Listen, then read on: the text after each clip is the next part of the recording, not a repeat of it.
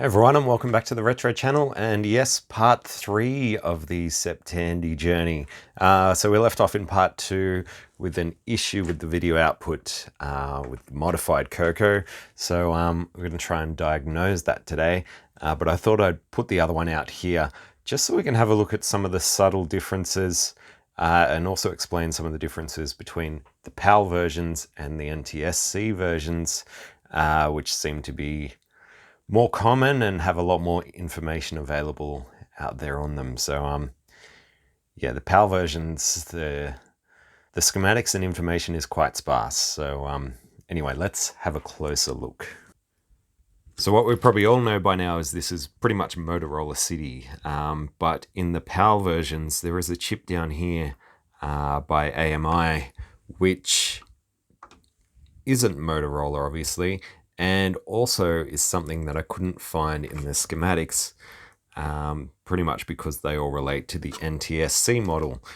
The problem with that is the MC1372, one of the color lines, which I think is causing our missing color issue, connects directly back to this AMI chip. Now on this CoCo, this is the fully working one, obviously, because it's got the mod that I put into it.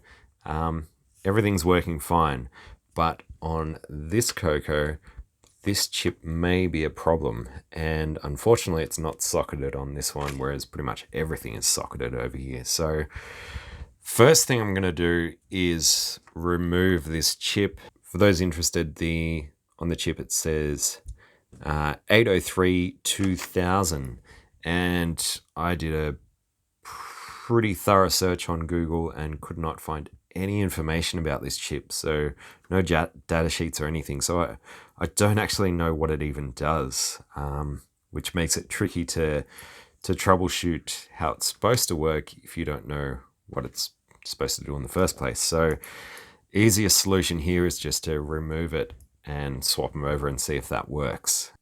And yeah, being that I couldn't find the schematics online for this, it did take me a little while to actually trace the circuit, because it goes through a bunch of wires to the other side of the board and then pops up under other random chips and then goes back through. But yeah, eventually I traced it back to here. So that's where we're going to start looking first. So yeah, let's desolder this, put a socket in, and we'll swap it over and see what happens. So first up, let's remove the fancy keyboard, which is held in by these clips that hopefully will just lever up without breaking.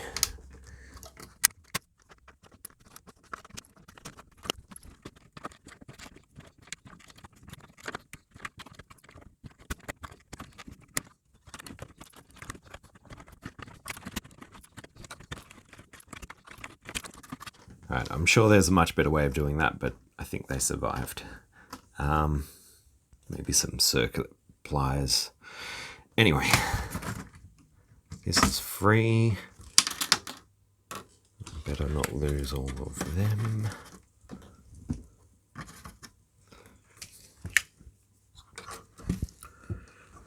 Now this connector should just slide off. Yes.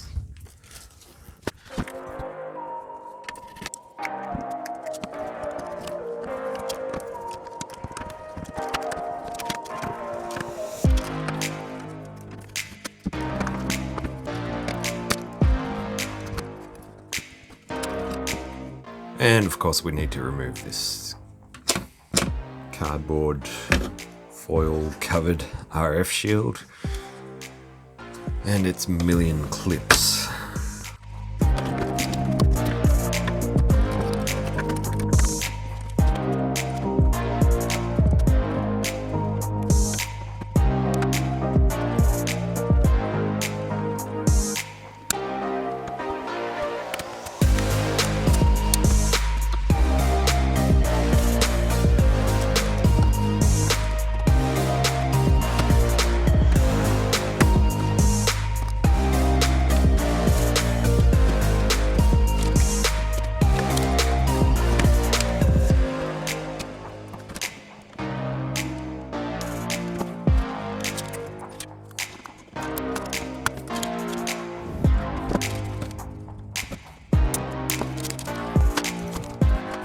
Alright, now that crusty RF shield is out of the way, let's rip this bad boy out. So here's this just here.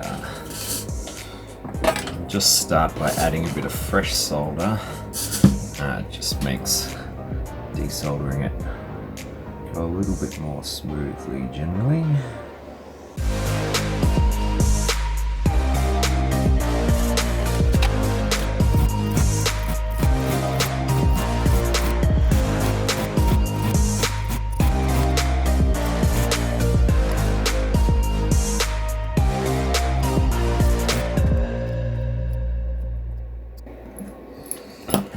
Alright, let's see. Will it release?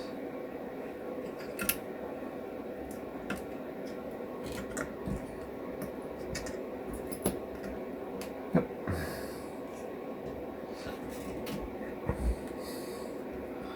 So that is it. AMI 803 2000. No idea what it does. And yeah, it doesn't seem to feature on the NTSC version. I'm pretty sure on the NTSC the 1372 goes directly to the 6847, but yeah, on the PAL it seems to go through whatever this guy is for some reason.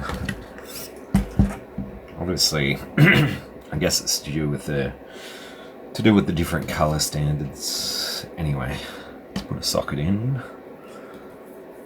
Give it a quick scrub first. Some IPA.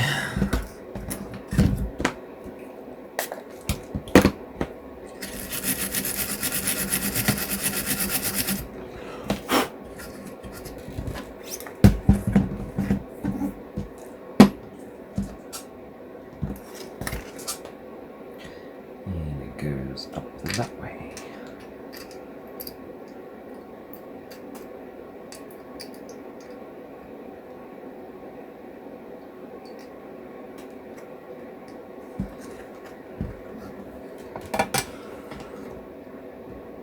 Is it going to hold? Yes.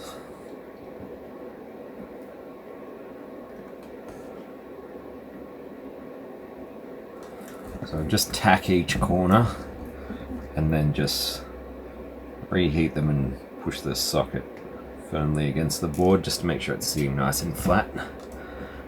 And then we just go around and solder the rest.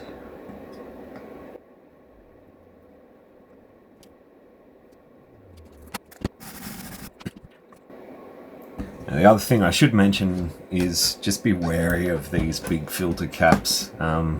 Yeah, putting your finger across those may give a little shock if they're still holding some charge. So always be wary of the big ones. Little ones, you probably won't even notice.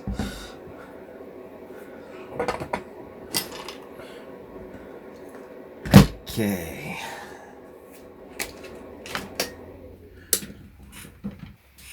Right, and here's our known working one, so we'll stick this in.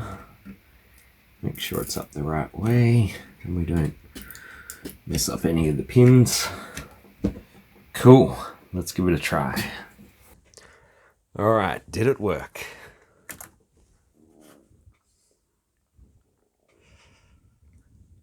No.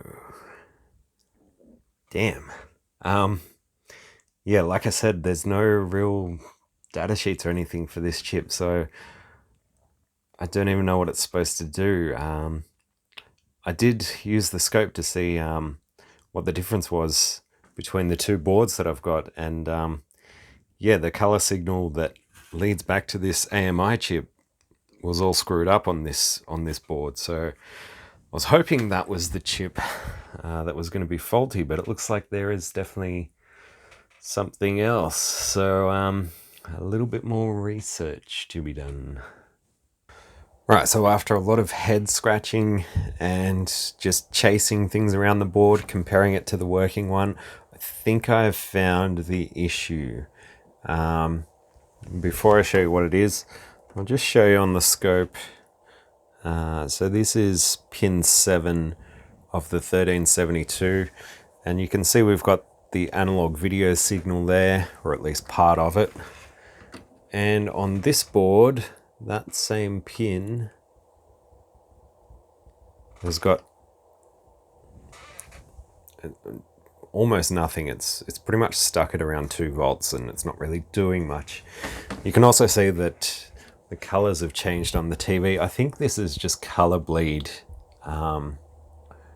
through the luma, because there's definitely no actual proper color information coming through. Anyway, so I did swap over the 6847 VDG and also the 1372 mixer chips, which didn't really help. Well, didn't help at all. Also the mysterious AMI chip, which also didn't help. So I kept poking at it and comparing the two boards, which led me to the chip next to that, which on this one is an MC1414. On the other one, it's a TL514. It's basically the Motorola and the Texas Instruments version of the same chip. It's a dual voltage comparator. And after poking around at that, I can see there was a difference there. Now this sort of sits in between this AMI chip and the VDG. I could see there was a difference, but I couldn't quite figure out what it was. And one of the biggest reasons for that, because I was looking at analog video signals, I had the oscilloscope on AC coupling. So if you're looking at whatever you're looking at on the scope will basically center itself in the middle of the scope. So poking around on AC coupling, I couldn't really see any differences. And it was only when I had the scope set to DC coupling, I realized that on the dual voltage comparator, I think it's pin 8, is actually -5 volts. Because these boards have +5, +12, -5, -12 volts. All available. And I just realized that on the other board there is no -5. Now it looked the same when I had it on AC coupling because it was just a flat line in the middle. So yeah, it wasn't until I switched to DC that I realized we appear to be missing the -5 volts. Now the reason the machine still works is it really only uses that 5 volts for the lower memory versions. The 64K, the RAM chips with the 64K, which are 4164s, don't require -5 or +12. They just need +5 volts. So on this particular board, it's pretty much only the RAM and this one voltage comparator that requires that -5, assuming the RAM is, the 16 or 4K or whatever. So on this one, even without the -5, the board and the computer still work. We're just missing that color signal. So really the only thing left to do is figure out where that 5 volts has gone, or the -5 volts has gone. So have a little poke around and make sure we've actually got this DC coupled. Yes, we do. So around here, I could do this with the multimeter as well. So around here somewhere we've got our -12 volts, which doesn't look that healthy either. It's about -11. This board looks like it's had a lot of use, so it probably needs a recap as well, but we'll get to that at some point.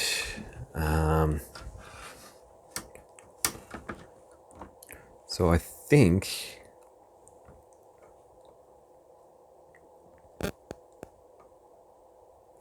it could be this little diode on the corner here. I'm pretty sure on this board,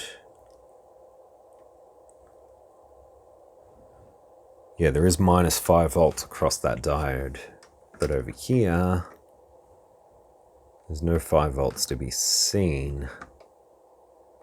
So we could just have a shorted diode. That'd be a lot better than having the unknown AMI chip, because I don't even know where to pick up a new one of them. So thankfully that's not the problem. Hopefully it is like a 1 cent part is all we need. So I'll remove this diode. I might bring you in, give you a closer look at it. So this is potentially our problem diode right here. It is pretty poorly soldered, but the rest of the board has also got some poor soldering work, so I don't know if that's factory or not, but we'll switch this guy out and hopefully we'll get our -5 back, which will restore -5 going to this guy, which will help this work, which makes this work, and this work, and this work, and that work, and this work. Yeah. All right, here's our little suspect. Let's see.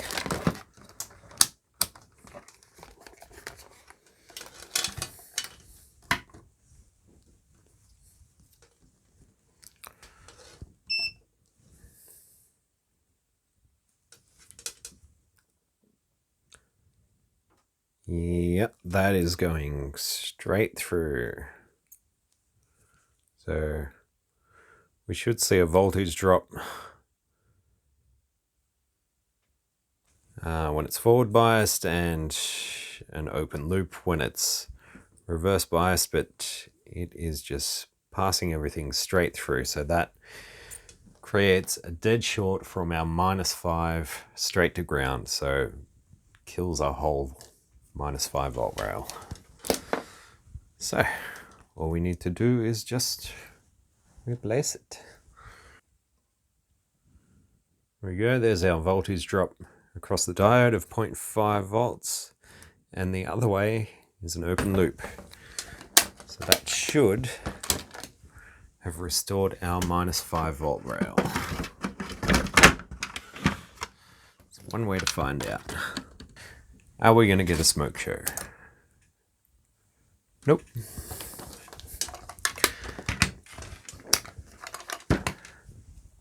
Are we going to have -5?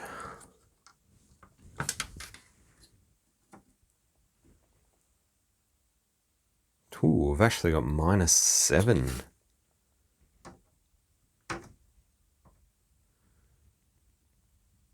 Which is too high. That may be why things have gone bad. I'll turn it off, but I'll hook up the display. Let's have a quick look. Hey, our color signal's back. Oh, sort of it's crapping out. So I might power that off, because clearly there's another problem. Just from that voltage reading, that is well over -5. So there's still another issue. And I think at this point, I really do want to recap the board just to see if that stabilizes our voltages. Right, so I went around and replaced all the electrolytic capacitors on the board, except for this big 10,000 microfarad one. And yeah, they're all still within spec. I only found one that had a slight bit of leakage, which is this one here. But it was still mostly functional. So I got to thinking the capacitors probably weren't the issue, but it was worth a shot. And what I realized was the diode that I replaced on the board, it's actually marked as a Zener diode. And this makes a lot more sense because they're actually using the Zener diode as a voltage regulator for this board. I think on the NTSC versions, they actually use a linear voltage regulator, but this is just done using a Zener diode, which works fine, assuming the diode itself doesn't go short circuit. And now we've got a pretty stable. I think it's minus 5.1 volts. So I powered it back on. Everything is working perfect. I guess it's kind of funny because if I had had the schematics, or if this board had the regular 16K of RAM, I probably would have realized there was an issue earlier on, because if there's a major fault, usually the voltage rails are what you check first.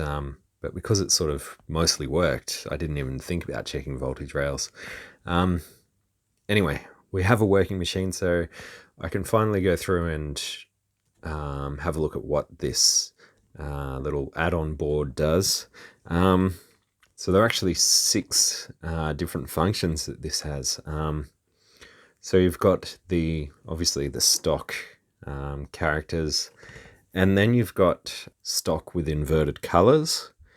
You've got the alternate font, and then you've got inverted case with the alternate font. Then you've got inverted colors with the alternate font, and you've got inverted colors, inverted case with the alternate font. So yeah, 6 different options all up. And thanks to the people in the last video who left comments with what they thought it might be.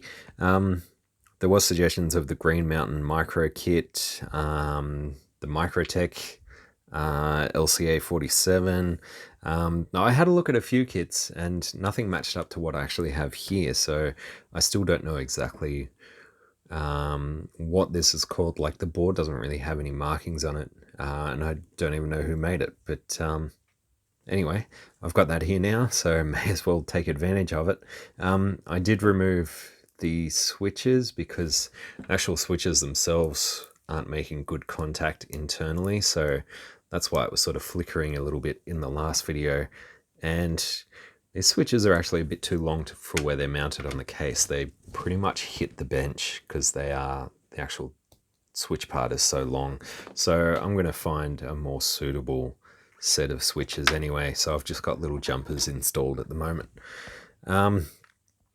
So that'll be coming up. I'm actually going to do a full restoration, pretty much take the best bits from both of these CoCos and make a really nice one out of the 2. Obviously, you know, there'll be a fairly stock one and a really nice one, but that will likely be after SepTandy. It's getting towards the end of the month and I just don't have the time.